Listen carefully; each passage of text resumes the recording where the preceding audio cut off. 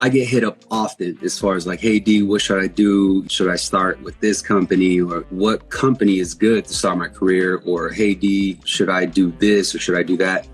And I personally am honored to be someone that you look upon to ask those questions. But at the end of the day, what you got to do is you got to find what's right for you.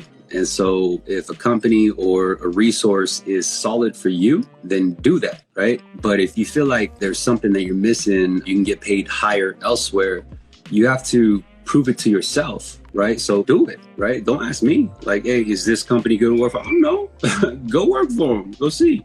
Or research them before you make the decision. The key thing is that, and I tell this to new LOs often, is that you got to try, right? Try and then ask. You know what I mean? Like, get in it, move, don't overthink it. That's the goal that I'm trying to drop with you, is that oftentimes in life, not even in your profession, you could get caught up with overthinking shit.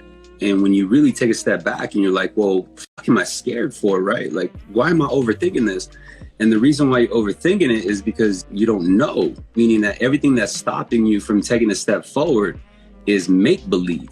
You are stopping in fear that an illusion that you made up, right? Like worst case scenario could possibly happen. That's the worst, because when you are so new and you're trying to find your way, you got to try everything, right? Don't be afraid to break things. Don't be afraid of mistakes. Don't be afraid to look stupid, because those roadblocks or the failures or the bumps and bruises, they just make you stronger.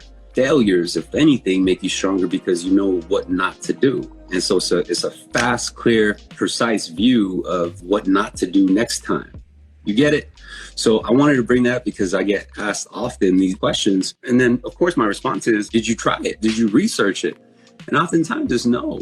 And that's okay, because right now we're embedded and wired by certain things like Amazon or internet that makes these choices for you, right? So it'll show you reviews. It'll say, hey, choose this one.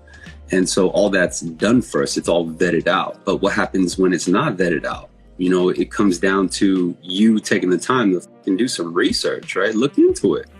If it's an important question, you're going to execute it. You got to take some time to actually look and see if it fits you, because it may not fit me. I've been in this industry for 20 years, so I don't know what's comfortable for you. Does that make sense? So 3G's liabilities per month is probably, like that's you, right? You know what my liabilities are?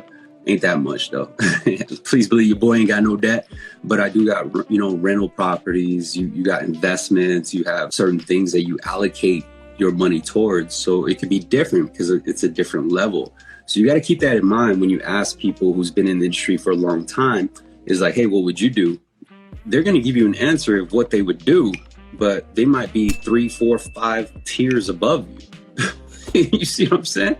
So they might be like, yeah, I would do this, but you can't do it yet. Keep that in mind, because that shit is always relevant.